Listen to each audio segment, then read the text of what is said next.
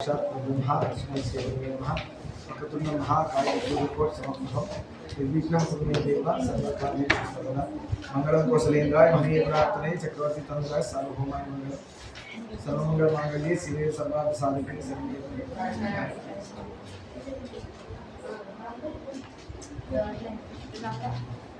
సరే నిన్నటి రోజున లక్ష్మణుడు శాంతించాడు శ్రీరామ్ తార మాట్లాడేసరికి లక్ష్మణుడు శాంతించాడు. మళ్ళీ సుగ్రీవుడితో మాట కలిపాడు. సుగ్రీవుడిని తన అన్నగారి దగ్గర రమ్మని చెప్పారు. ఎవరు? లక్ష్మణ స్వామి. సుగ్రీవుడు వివిధ ప్రాంతాల్లో గల వానవీరులను రావాల్సిందిగా చెప్పమని హనుమంతుడు ఆజ్ఞాపించాడు. 10 రోజుల్లోగా రాకపోతే వాళ్ళకు మరణదండ తప్పదని హెచ్చరించాడు. సుగ్రీవుడు లోకంలో ఉన్న వానరులందరూ రమ్మన్నాడు. వానరులు అంటే ఒట్టి కోతులే కాదు, ఎలుగులు కూడా ఉన్నాయి. బంటి కాదు, ఎలుగు బంటి. అర్థమైందా? దానిలో ఎలుగు బంట్లు కూడా ఉన్నాయి. ఎలుగులు ఉన్నాయంట. ఎలుగులు అంటే ఎలుగు బంటి అన్నమాట. కోతులు, ఎలుగులు, వేరే రకరకాల మృగాలు అన్నీ కలిసి ఉన్నాయి. అన్నీ కలిసి 10 రోజుల లోపల సుగ్రీవుడి దగ్గర ఉండాలంటే ఎక్కడి నుంచి? వరల్డ్లో ఉన్నవన్నీ. మన ఇంటి పక్కన ఉన్నవంటే వస్తాయి. ఎక్కడో దూరంలో ఉన్న వాడు కూడా 10 రోజుల్లో సుగ్రీవుడి దగ్గర రాకపోతే పనిష్మెంట్ ఏంటి తెలుసా? మరణదండ. అంటే అంత హై ప్రయారిటీ ఇచ్చాడు రాముల వారి వర్క్కి. అంటే ఎంత అర్జెంట్ అయితే మీ అందరిని రమ్మంటాను, మీరు అంటే రాజుగారి మాటనే మీరు వినకపోతే మరణదండన. అంటే రాజుగారికి మీ అందరితో అంత పెద్ద అవసరం వచ్చి పడింది. ఒక్కొక్కసారి సార్ చాలా అర్జెంట్ రా, తొందరరా, ఈ పని చేయి ఫస్ట్, తర్వాత మిగతా చేసుకో అని చెప్తుంటారు. విన్నారు ఎప్పుడైనా? చాలా హై ప్రయారిటీ. అలా సుగ్రీవుడు 10 రోజుల్లో రాకపోతే వాళ్ళకి మరణదండం వేస్తాడు. ఎక్కడున్నా వెతికి పట్టుకుని చంపేస్తాడు. హనుమంతుడు ఈ వార్తను అన్ని దిక్కులా వేగంగా పంపాడు. ఇది ఎవరికి చెప్పాలా? హనుమంతుల వారికి చెప్పారు. హనుమంతుల వారు చాలా ఫాస్ట్ కదా, ఆయన ఏం చేసినా ఒక జంపులోనే చేసేస్తారు పని. హనుమంతుల వారికి ఇచ్చారు. అందుకనే టక ఆయన అన్ని చోటకి పంపించేశాడు.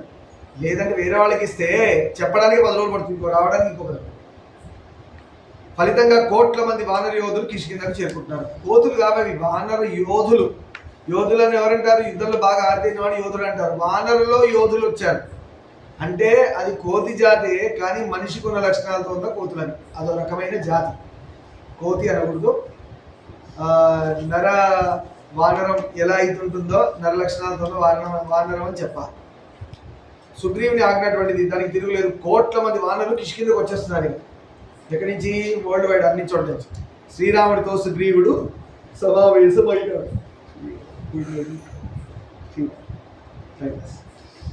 సుగ్రీవుడు శ్రీరాముడు మీటింగ్లో ఉన్నాడు. వానరుల రాకను గురించి తెలిపాడు. వెంబడి సుగ్రీవుడు రాముల వారికి సీత జాడను తెలుసుకోవడం, రావణుని నివాసాన్ని పసిగట్టడమే ప్రధాన కర్తవ్యం అన్నాడు శ్రీరాముడు. సీతం ఎక్కడుందో కనుక్కోవాలి, రావణాసుడు ఉండే చోటు కనుక్కోవాలి. అదే మన ముఖ్య ఉద్దేశం. అంతేగాని పోయి రావణాసుడు చంపమని చెప్పలే. శ్రీరాముడి సూచన మేరకు సీతాన్వేషణ కోసం వానవీరులను 4 దిక్కులకు పంపాడు. 4 డైరెక్షన్స్ లో పంపించాడు. 4 డైరెక్షన్స్ ఏంటివి? East, west, north, south. అది కాకుండా కార్డినల్ డైరెక్షన్ అయితే నార్త్ ఈస్ట్, నార్త్ ఈస్ట్,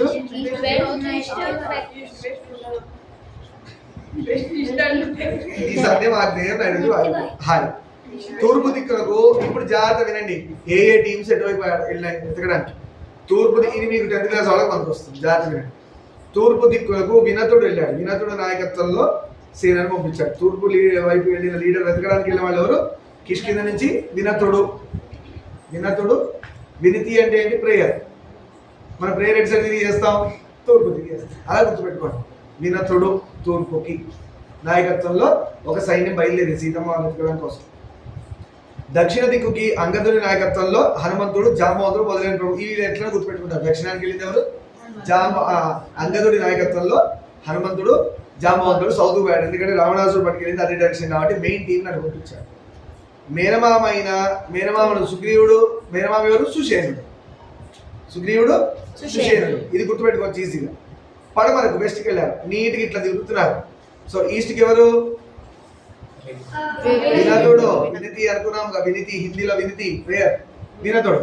ఇటు అంగదుడు. సుగ్రీవుడు, సుషేనుడు. ఇక్కడ సుగ్రీవుడు రాయకుడే. సుగ్రీవుడితో స్టార్ట్ అయిన సుషేనుడు. అని గుర్తుపెట్టుకోండి. సుషేనుడు నాయకత్వంలో ఉత్తర దిక్కు సేనను పంపాడు. ఒక్కొక్క దిక్కుకు ఏ ప్రదేశాల గుండా వెళ్ళాలో అక్కడ ఏమేమి ఉంటాయో వివరంగా చెప్పాడు. శతబలి నాయకత్వంలో ఉత్తర. శతబలి బాహుబలి గుర్తుపెట్టుకుంటే శతబలి గుర్తొస్తారు. నార్త్కి శతబలి. సో ఇక్కడెవరు? వినతుడు, ఇటు అంగదుడు, ఇటు సుషేణుడు, ఇటు శతబలి. శతబలి, ఇంకేదో బలి నాయకుడు శతబలి నాయకత్వంలో ఉత్తర దిశకు సేనలు పంపాడు. ఒక్కొక్క దిక్కుకు ఏ ప్రదేశాలకు ఉండాలో వెళ్ళాలో అక్కడ ఏమేమి ఉంటాయో వివరంగా చెప్పాడు సుగ్రీవుడు. ఆ ప్రదేశాలకు సంబంధించి అతని జ్ఞానం చూస్తే ముక్కును వేలేసుకుంటాం. నెల రోజుల్లో సమాచారం తెమ్మని సుగ్రీవుడు ఆజ్ఞ. సుగ్రీవుడు ఏం చేశాడు, మీరు ఈస్ట్ వైపు వెళ్తే ఏ రూట్లో పోవాలి, సౌత్కి వెళ్తే ఏ రూట్లో పోవాలి, వెస్ట్కి వెళ్తే ఏ రూట్లో పోవాలి, నార్త్కి వెళ్తే ఏ రూట్లో పోవాలి, ఏ దారిలో వెళ్తే నీకు నీళ్లు దొరుకుతాయి, పండ్లు దొరుకుతాయి, తినడానికి ఆహారం ఉంటుంది, రాక్షసులు కంటపడకుండా జాగ్రత్తగా వెళ్తారు, కష్టాలు లేకుండా వెళ్తాడు అని సుగ్రీవుడు మ్యాప్ పాయింటింగ్ చేసి చెప్పాడు. ఇప్పుడు పెద్ద ఫోన్ పట్టుకొని జీపీఎస్ అంటారు, అప్పుడు జీపీఎస్ లేకుండా సుగ్రీవుడు అని చెప్పేశాడు. వరల్డ్ మ్యాప్ గురించి ఆయనకు అంత నాలెడ్జ్ ఉంది సుగ్రీవుడికి. ఎందుకు? వాళ్ళు చెప్పడానికి వచ్చినప్పుడల్లా పరిగెత్తేవాడు. వరల్డ్ మొత్తం గ్రిప్ లాగా తెలుసు. అర్థమైందా? అలానే కంటే కూడా అంత ముందు నుంచి కూడా అన్నదమ్ములు తిరుగుంటారు, షికార్లకు పోయి ఉంటారు, వరల్డ్ వైడ్ టూర్. అలా ఆయనకున్న వరల్డ్ మ్యాప్ నాలెడ్జ్ చాలా గ్రేట్. ఎవరికి? సుగ్రీవుడికి. రూటింగ్ కూడా వేసి ఇచ్చాడు, ఎట్లా పోయి ఎట్లా రావాలి. సీతాన్వేషణ సఫలం చేయగల సమర్థుడు హనుమంతుడు అని సుగ్రీవుడికి నమ్మకం. సుగ్రీవుడికి అందరిని ఒప్పించిన దక్షిణ దిక్కుగా వెళ్ళిన అంగదుడి నాయకత్వంలో ఉన్న హనుమంతుడు మాత్రమే గెలుస్తాడని ఆయనకి ఎందుకో సిక్స్త్ సెన్స్ చెప్తుంది మనసులో. మనకు కూడా ఉంది సిక్స్త్ సెన్స్, దాన్ని మనం ఎప్పుడు వాడడం సెన్స్లెస్గా. చేయద్రా అంటే చేస్తాం, పుట్టకాయలు పడతాయి. సిక్స్త్ సెన్స్ మనకు కూడా ఉంది, మనం సరిగ్గా వాడడం కానీ. హనుమంతుడు అంతే విశ్వాసంతో ఉన్నాడు. హనుమంతుడు ఎలా ఉన్నాడు? మ్యాథ్స్ స్టార్ట్ అయిపోయింది, నాకేం వస్తుంది, ఎగ్జామ్ రాయకముందు నా సెంటర్ చాలా టఫ్, నువ్వు పాస్ అవుతానో ఫెయిల్ అవుతాను, ఏం రాస్తాను. ఇలా ఉన్నవాడు ఏం చేస్తాడు? వాడికి గైడ్ ఇచ్చినా కూడా రాయలేడు. చూసి రాయమన్నాడు, టెన్షన్లో ఉన్నాడు కదా. అదే సెంటర్తోనే ఉంది, నేను నేర్చుకున్నది నేను రాయాలా, నేను ఏం నేర్చుకున్నా ప్రజెంట్ చేయాలా, అది ఏ సెంటర్ అయితేనేది నేను అదే రాస్తా కదా. సెంటర్ మారంగా పేపర్ మారిపోయి అంతా వేరే అయిపోతాయి. లేదు సెంటర్ మారంగా నాకు కరెక్షన్ చేసేవాడు కూడా మారిపోతాడా? సెంటర్తోనే ఏమీ లేదు, సైకలాజికల్ ఫియర్ అంతే. అలా నీరసంగా ఉన్నవాడు హనుమాన్ చాలీసా ఎక్కువ చేస్తే నువ్వు ఇష్టం వచ్చే సెంటర్లో వేసుకో, కళ్ళు మూసుకొని రాసి వచ్చేస్తాను, అంత ధైర్యంగా ఉంటాడు. శ్రీరాముని భావన కూడా అదే. హనుమంతుడు అంత కాన్ఫిడెంట్గా ఉన్నాడు, నేనే సీతమ్మని వెతికి పట్టుకుంటా. అలాంటి వాళ్ళు కావాలి, అంతేగాని పని చెప్పకముందే నీరసంగా పడుంటే చెప్పేవాడు పని ఏం చెప్తాడు. ఇంకా గొప్ప గొప్ప పనులు షేర్ చేసుకోవాలి, అర్థమైందా? మరి సంకష్టాలు చతుర్థి ఒక శివాలయంలో మనం వెళ్ళి పూజ చేస్తాం, 20,000 అనుగ్రహం మనకు అవకాశం ఇచ్చారు స్వామి. అదేదో ప్రమోషన్ ఇచ్చినట్టు దీనిలో పీఠం నడిపించాం. ఇప్పుడు పీఠం నడిపే గుడి నడపరా, గుడిలో వరల్డ్ వైడ్ ఎక్కడెక్కడ నుంచో ఎవరు వస్తారో మనకు తెలియదు, జనాలు తీసుకెళ్ళి పడేశాడు. ఇప్పుడు అక్కడ మనం లేవగలగా, అక్కడ నెగ్గగలగా, అక్కడ ధర్మ ప్రచారం చేయగలగా. ఇన్ని రోజులు ఫ్రెండ్షిప్ ట్రస్ట్, ఇప్పుడు ఇది నడుస్తుంది, అది నడుస్తుంది. మనందరం ఏమైంది, ఇన్ని రోజులు 4 గోడల మధ్యలో ఉండి ఇప్పుడు సడన్గా ఓపెన్ వరల్డ్లోకి వెళ్ళిపోయామా.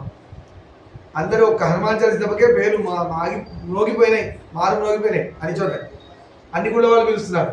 ఇవాళ ఇంకో కూడా వచ్చింది, అమ్మవారి గుడి ఇన్విటేషన్. మీ పిల్లల్ని తీసుకొని మా గుడిలో హనుమాన్ చాలీసా చేయండి. నాకు ఇన్విటేషన్స్ పోవాలని ఉన్నాయి.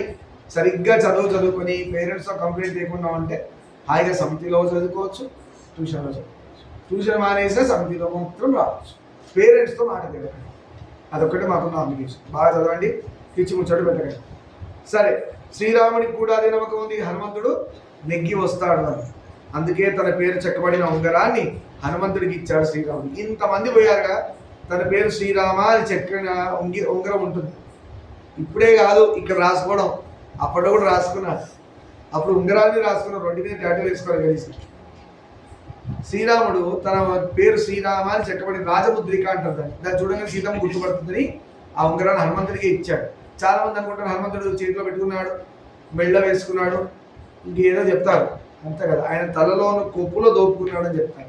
అంటే రాముడు ఇచ్చింది ఏదైనా హనుమంతుడు వారికి ప్రసాదం ఎక్కడ పెట్టుకుంటారు? నెత్తి మీద పెట్టుకోవాలి. అందుకని తీర్థం తాగి నెత్తి మూసుకోవాలి, చీమలు పట్టుకుని.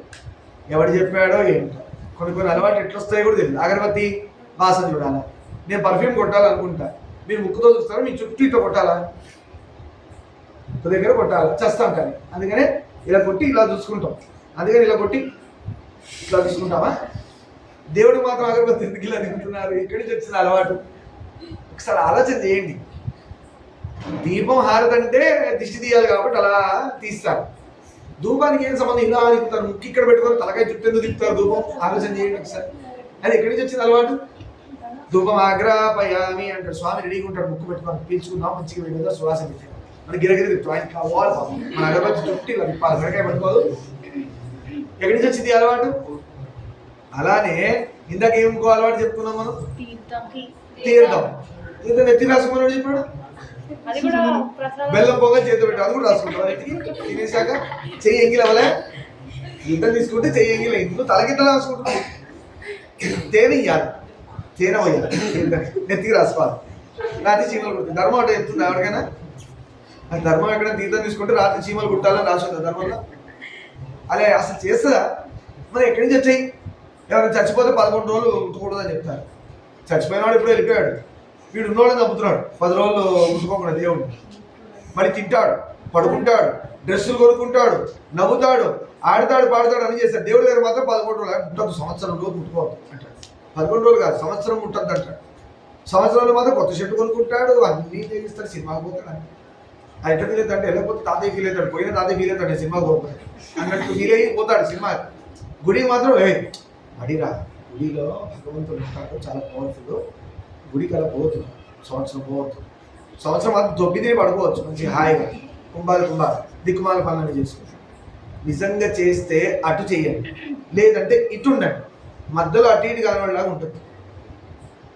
ఏదైనా సంవత్సరం నిజంగా చేయాలనుకున్నాను అనుకోండి, మాకు తెలిసిన వాళ్ళు ఉన్నారు నిజంగా అలా చేస్తున్నారు, అలా చేయాలి. నిజంగా చేస్తే సంవత్సరం వరకు బట్టలు కొనరు, ఇంట్లో ఏ పండుగలు చేసుకోరు, నవ్వరు, ఆనందం ప్రకటించరు, గుడ్ న్యూస్ వస్తే సెలబ్రేట్ చేయరు, నెక్స్ట్ సంవత్సరమే పోస్ట్పోన్, ఎవరిళ్ళకి వెళ్ళి అన్నం వండరు, తినరు, ప్రసాదాలు తీసుకోరు, గోల్డ్ కట్ చేసుకోరు, జుట్టు కట్ చేసుకోరు, కొత్త కొత్త బట్టలు వేసుకోరు, అన్నం ఎక్కడ వెళ్ళినా కూడా వాళ్ళ కుంపటి బియ్యం అన్ని తీసుకెళ్ళి అక్కడే వండుకొని తింటారు, వేరే వాళ్ళ ఇంట్లో భోజనం చేయరు. ఇది ఇట్లా చేయమని అడుగుతాం. సంవత్సరం చచ్చిపోతారు, సగం అన్ని కంచర్ గాడిదలే తయారైనవి.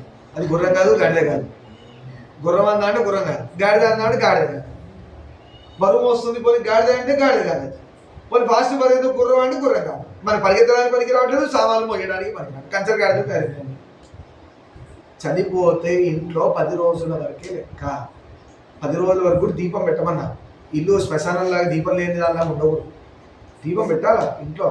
దీపం లేని ఇల్లు దయ్యాల కొంప. ఎట్లా కలిసి వస్తుంది? చచ్చిపోయిన వాడు పోయాడు, ఈ దీపం ఆరిపోయి వెళ్ళిపోయింది, ఇంకో దీపం పెట్టాలి కదా. దీపం లేకుండా ఉండకూడదు ఇల్లు. అందుకనే బొట్టు పెట్టుకోకుండా ఆ ఇంటి పెద్ద కోడలే, మామగారు పోతే ఆ ఇంటి పెద్ద కోడలే, లేదా పెద్ద కోడ గొడవ పెట్టుకొని వెళ్తే చిన్న కోడలే పెద్ద కోడలే, ఆవిడే దీపం పెడతారు. అర్థమైందా? దీపం ఉండాలి, రామాయణమే చెప్పింది. సరే, అది దీపం పెట్టాలా నీట్గా. 10 రోజులు అవ్వగానే 11వ రోజు రుద్రాభిషేకాలు అన్నీ చేస్తారు. ఎందుకు అంటే ఇంట్లోకి వచ్చావా అని. అంత చేసి ఇచ్చినా కూడా రుద్రాభిషేకం చేస్తాడు, ప్రసాదం తింటాడు హాయిగా. శివ అన్నాడు, గుళ్ళో ఓడు, కొండెక్కద్దంటాడు. ఎవరు రూల్స్ చెప్తాడని? కొండ ఎవరెక్కద్దు? గర్భిణీ స్త్రీ ఎక్కకూడదు, చచ్చిపోయిన 10 రోజులు ఎక్కకూడదు. ఎందుకు ఎక్కకూడదు? ఇంటికి అందరు బంధువులు వచ్చుంటారు, వీడు కొండెక్కి కూర్చుంటే పోని. పితృదేవతలు 10 రోజులు తిరుగుతారు ఇక్కడే, తద్దినాలు పిండాలు అన్ని పెడతారు కాబట్టి, వాళ్ళ భోజనం అనే కాబట్టి 10 రోజుల వరకు చచ్చిపోయిన వాడు వస్తాడు. వచ్చేవాడు ఒకటి రాడు, అందరిని తీసుకొస్తాడు. మా వాడు తద్దినాలు పెడుతున్నాడు, హాయిగా అవన్నీ చేస్తున్నాడు కార్యక్రమాలు, రండి అందరం భోజనం చేద్దాం. అందుకని తద్దిన బ్రాహ్మణుడితో పాటు 4-5 వస్తారు భోజనం చేయడానికి. దానిలో ఎవరు ఉంటారు? ఎవరైతే చనిపోయినాడో వాడు కూడా ఉంటాడు. దాన్ని ఉండడం అంటే వాడిని దానిలో చెప్తాడు, ఆయన రిప్రజెంటేషన్ నువ్వయ్యా అని చెప్పి కూర్చోబెడతారు. తద్దినం పెట్టడం తాత, ముత్తాత, ఆ ముత్తాత, ఆ ముగ్గురిని పెట్టి, ఈయన మా తాత, పోయిన తాత, వాళ్ళ నాన్న ఎప్పుడు పోయి ఉంటాడు కదా ఆయన ఈయన, వాళ్ళ నాన్న పోయి ఉంటాడు ఆయన ఈయన అని ముగ్గురు పెట్టి భోజనం పెడతాడు. వీడు ముగ్గురు తింటే వాళ్ళు సంతోషపడతారు, వాళ్ళు కడుపు నిండుతుంది. అది ఉద్దేశం 10 రోజులకి. అందుకని పితృదేవతలు ఇక్కడ వస్తారు. నువ్వు కొండకి ఏం చేస్తావు? వెంకటేశ్వర స్వామి కూడా మొహం ఇటు తిప్పేస్తాడు. ఎందుకు? పితృదేవతలు పూజ చేయకపోతే ఏ దేవత కూడా యాక్సెప్ట్ చేయదు. ఎవరైనా తల్లిదండ్రులు చనిపోయినా, తాత ముత్తాతలు చనిపోయినా, మీ తల్లిదండ్రులు అలాంటివి చేయకపోతే చెప్పి చేయించండి. మళ్ళీ చెప్తున్నాను, ఆదివారం మధ్యాహ్నం 12ంటికి. అది మిస్ అయితే రోజు మధ్యాహ్నం 12ంటికి, ఫస్ట్ రోజు మధ్యాహ్నం 12ంటికి. అది మిస్ అయింది అనుకో ఆదివారం మధ్యాహ్నం 12ంటికి. అది మిస్ అయింది అనుకో అమావాస్య మధ్యాహ్నం 12ంటికి. అది మిస్ అయింది అనుకో మనం తిట్టాలి. యాక్చువల్గా ఏదో 3 మిస్ చేస్తే ఏమన్నా తిట్టాలి. దక్షిణాయనంలో పెట్టుకోవాలి. అది మిస్ అయితే మహాలయ పక్షంలో పెట్టుకోవాలి. మహాలయ పక్షం వస్తుంది.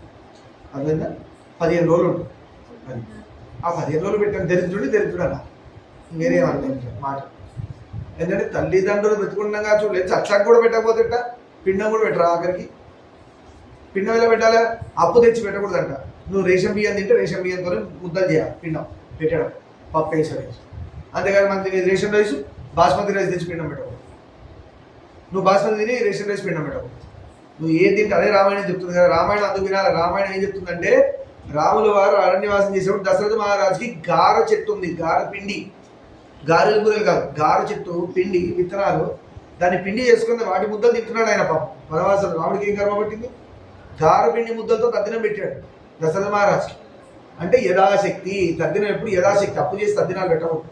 ఇవన్నీ తెలుసుకోండి, రేపు పొద్దున ఫ్యూచర్లో పనికొచ్చేది కాబట్టి చెప్తున్నా. సరే, రామముద్రికని గ్రహించాడు. శ్రీరాముడి పాదాలకు ప్రణమిల్లి ప్రయాణం అయ్యాడు. ఆయన తల్లో పెట్టుకున్నాడు ప్రసాదంగా. జై శ్రీరామ్ అన్నాడు. ఇంకా వెళ్ళడానికి ప్రయాణం అవుతున్నాడు అని చెప్పుకుని శుభం పలుకుతాం. సర్వం శ్రీరామేశ్వర పాదాలు శాంతి శాంతి.